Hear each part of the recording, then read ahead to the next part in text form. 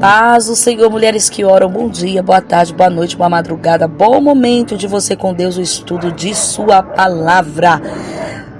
20º dia, isso mesmo, já são 20 dias dentro deste devocional. Eles escolheram Deus. Hoje está bem tumultuado aqui, viu, gente? Muito barulho, muito avião, cachorro, moto, tudo quanto é barulho na rua. Vai relevando aí, foco na palavra. Abra a tua Bíblia em Gênesis, capítulo 41. E vamos ver o que Deus tem para nós no dia de hoje. E sim, o capítulo 41 de Gênesis tem 57 versículos. Bora para a leitura da palavra de Deus. Já pegou sua Bíblia? Já abriu ela aí? Já está com seu caderninho de anotações, com a sua caneta? Bora lá! Passado 2 anos completos, Faraó teve um sonho e eis que estava em pé junto ao rio Nilo. Do rio subiam 7 vacas de boa aparência e gordas e pastavam no meio dos juncos. Após elas subiam do rio outras 7 vacas de aparência feia e magras e pararam junto às primeiras na margem do rio. As vacas de aparência feia e magras engoliam as 7 vacas de boa aparência e gordas. Então Faraó acordou. Tornando a dormir, sonhou outra vez. De uma só haste saíam 7 espigas cheias e boas, e após elas nasciam 7 espigas mirradas e queimadas pelo vento leste. As espigas mirradas devoraram as 7 espigas grandes e cheias. Então Faraó acordou. Tinha sido um sonho. De manhã, ao despertar muito perturbado, mandou chamar todos os magos do Egito e todos os seus sábios. Contou-lhes os seus sonhos, mas não havia ninguém que pudesse dar a interpretação. Então o copeiro-chefe disse a Faraó: hoje me lembro das minhas ofensas. Quando o Faraó ficou irado com seus servos e me pôs na prisão, na casa do comandante da guarda, a mim e ao padeiro-chefe. Tivemos um sonho na mesma noite, eu e ele. Sonhamos e cada sonho tinha o seu próprio significado. Achava-se conosco um jovem hebreu, escravo do comandante da guarda. Contamos a ele os nossos sonhos e ele nos deu a interpretação a cada um segundo o seu sonho. E tal como nos interpretou, assim aconteceu. Eu fui restituído ao meu cargo e o outro foi enforcado. Então o Faraó mandou chamar José e o fizeram sair às pressas da masmorra. Ele se barbeou, mudou de roupa e foi apresentar-se a Faraó.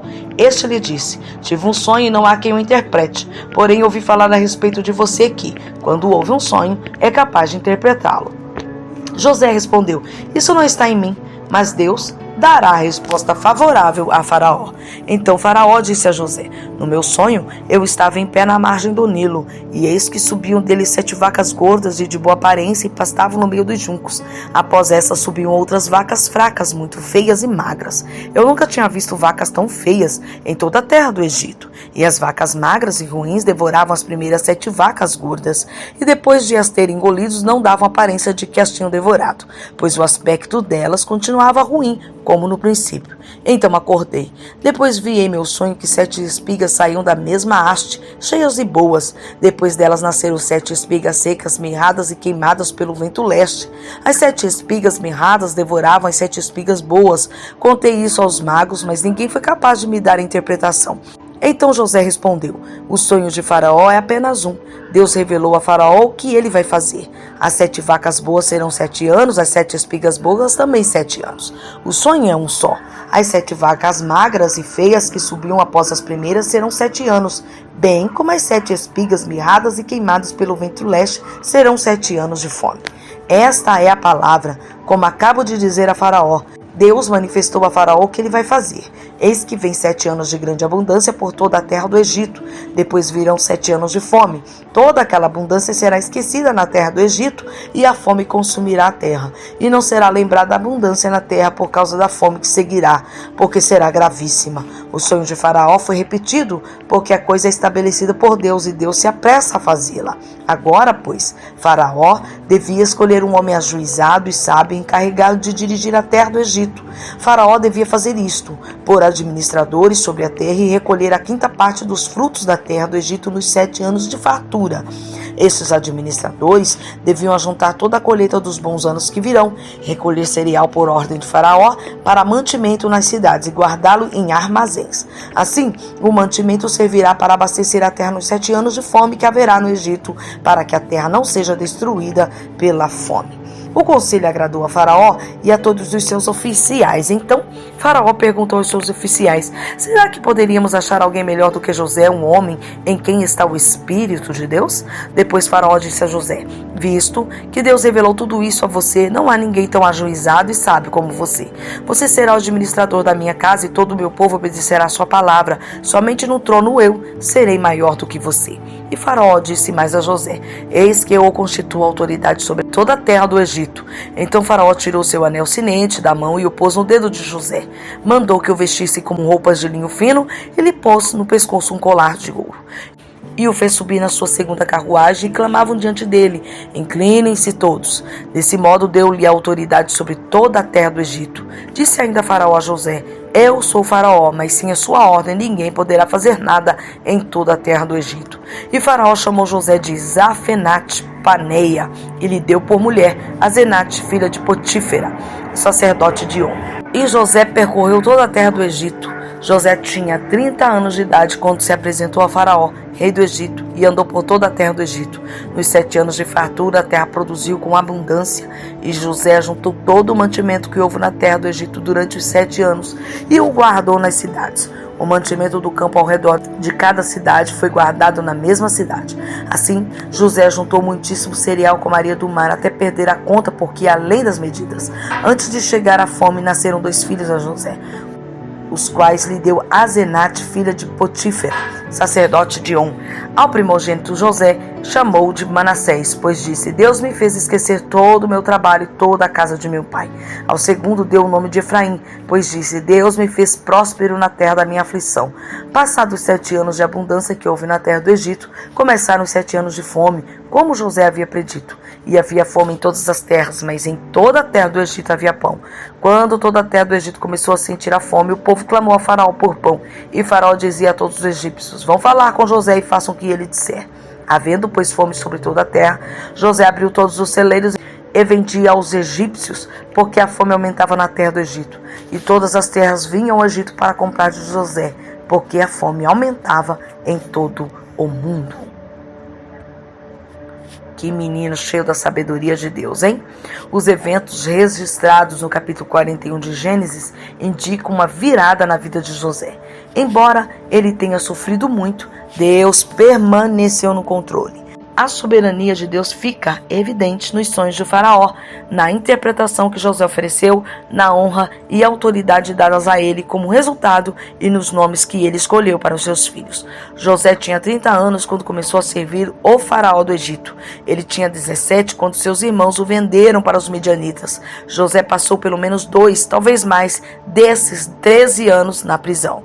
No entanto, embora tenha sofrido grande injustiça, José permaneceu fiel a Deus, buscando-o e andando em obediência, não importando as consequências.